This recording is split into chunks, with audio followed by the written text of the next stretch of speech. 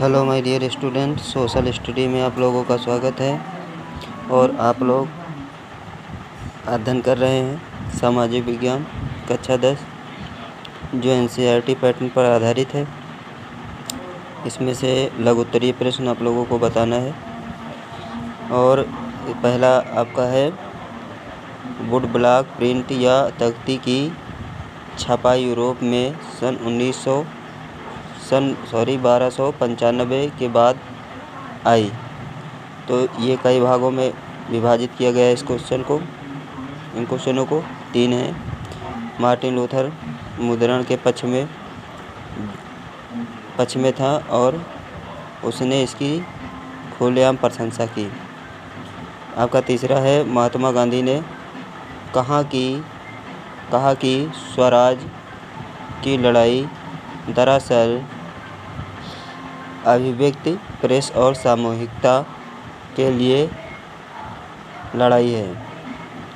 तो इसमें से पहला आपका ये हो जाता वुड ब्लॉक प्रिंट की छपाई। तो इसमें क्या है, 1295 ईस्वी में मार्को पोलो एक खोजी यात्री था। उसने क्या किया, चीन में खोज करने के लिए आया और कई वर्षों तक रहा। रहने के बाद उसने क्या किया, वो इटली वापस लौट गया। जब वो इटली वापस लौटा तो अपने साथ जो ये वुड ब्लॉक लिखावट थी, मुद्रण व्यवस्था, उसका ज्ञान वो अपने साथ ले गया। जिससे क्या हुआ, यह प्रक्रिया पूरे विश्व में फैल गई, पूरे यूरोप में फैल गई। और जिससे क्या हुआ, यूरोप में भी मुद्रण कार्य आरंभ हो गया। उसके बाद धर्म सुधार आंदोलन। मार्टिन लूथर का नाम आप लोगों ने सुना होगा। मार्टिन लूथर एक धर्म सुधारक था और उसने प्रोटेस्ट धर्म को चलाया जो 12 सूत्रों पर आधारित था। और उसने प्रोटेस्ट धर्म को आगे बढ़ाया। साथ ही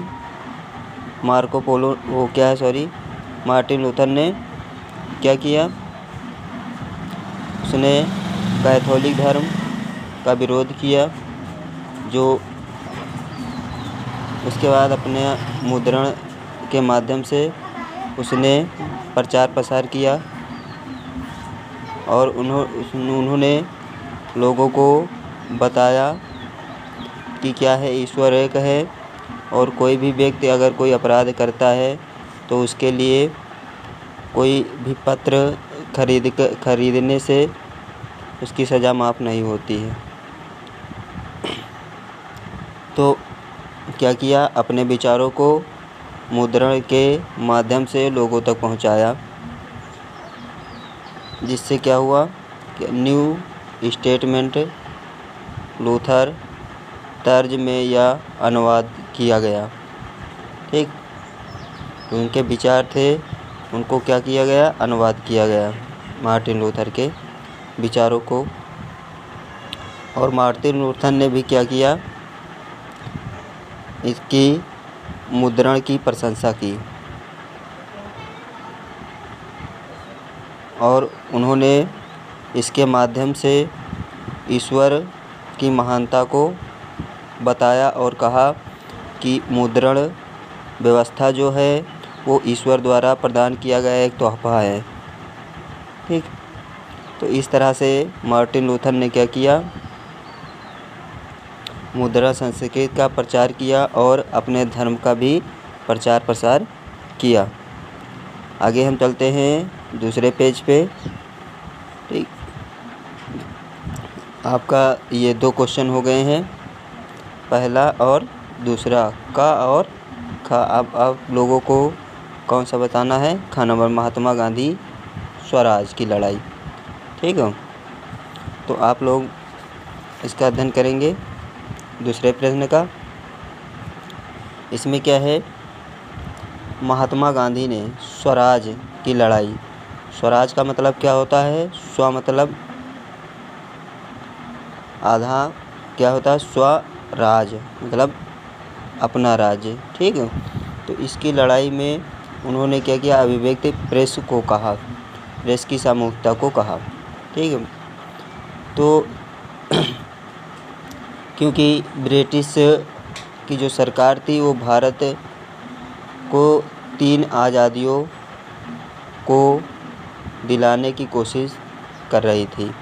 इसमें से लोगों की स्वतंत्रता, अभिव्यक्ति करना, मतलब अपनी जो बात है उसको कहने की स्वतंत्रता हो।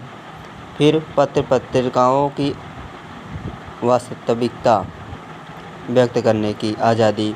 पहले क्या होता था, जो प्रेस होते थे, मुद्रण होते थे, तो उनको कोई भी व्यक्ति क्या कर सकता था, अपने इच्छानुसार नहीं छाप सकता था। तो उसके लिए जो शासन होता था, ब्रिटिश शासन, उसकी परमिशन लेनी पड़ती थी। तब क्या करना पड़ता, मुद्रण कार्य किया जाता था। तो महात्मा गांधी ने क्या किया, इन तीनों आज़ादियों के लिए संघर्ष किया और इसे स्वराज की लड़ाई कहा। मुद्रण भी क्या था, एक स्वराज की लड़ाई थी। ठीक, अगला आपका क्वेश्चन है,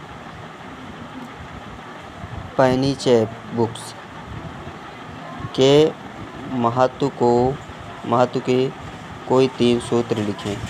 ठीक, और अथवा लगाकर इसमें 2 प्रश्न जुड़े हुए हैं।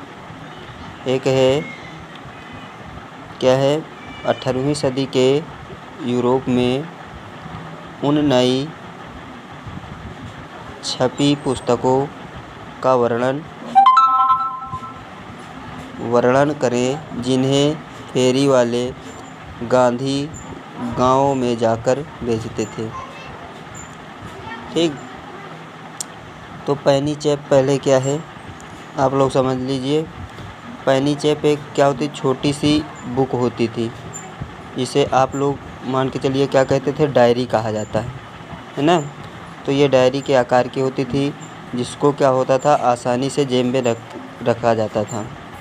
तो इन पुस्तकों को क्या करते थे, आमतौर फेरी वाले बेचते थे। ठीक, फेरी वाले को जानते हो, जैसे क्या होता है, गांव में लोग कपड़े बेचने आते हैं साइकिल से या गाड़ियों से, उनको फेरी वाले बोलते हैं। तो इन्हीं को क्या करते थे, इन पुस्तकों को वो बेचते थे, पुस्तकें या कापियों को बेचते थे। तो और क्या होता था, मुद्रण क्रांति क्या हुई, 16वीं शताब्दी में हुई, और भी क्या हो गई, लोकप्रिय हो गई। लोग क्या करने लगे, इन पुस्तकों में मतलब जेबों में रखते थे, और इनमें क्या होता था, कैलेंडर छपे रहते थे, और जैसे कोई देवी देवताओं के फ़ोटो होते थे, जो जिस धर्म के मानने वाले होते थे, उनके फ़ोटो भी छपे रहते थे। ठीक, तो अगला पॉइंट इसमें क्या है, इनमें अनेक प्रकार की मुद्रित सामग्री सम्मिलित होती थी, जैसे पैम्फलेट, राजनीति पर भी क्या होता था, बहुत चीज़ें, जो चित्र होते थे वो छपे रहते थे या लिखा रहता था। धार्मिक पर्चे भी छपी रहती थी। ठीक, नर्सरी की कविताएं भी छपी रहती थी, जैसे क्या होता था, आज की बुकों में छपी रहती थी, छोटी छोटी पुस्तकें होती थी, उनमें ये छपी रहती थी। फिर बच्चों का साहित्यिक लाभ भी होता था, तथा वार्षिक कैलेंडर भी छपे रहते थे। जैसे आज भी लोगों देखो डायरी छोटी छोटी आती हैं, तो उनमें क्या होता है, बहुत सी डायरी आती हैं, तो उसमें कहीं भारत का मानचित्र रख लीजिए बना रहता है, और कहीं पर देखो क्या बना रहता है, कैलेंडर भी छपा रहता है, कोई टीकाएँ भी लिखी रहती हैं जो राजनीति पर होती हैं या फिर धर्म पर आधारित होती हैं।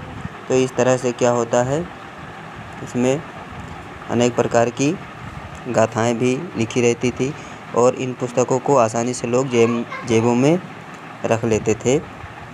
तो अगर आप लोगों को मेरा वीडियो अच्छा लगा हो तो लाइक करना, सब्सक्राइब करना, जिससे क्या हो, मेरे चैनल आगे बढ़ता रहे और मैं आप लोगों को अच्छी से अच्छी वीडियो बना कर दूं।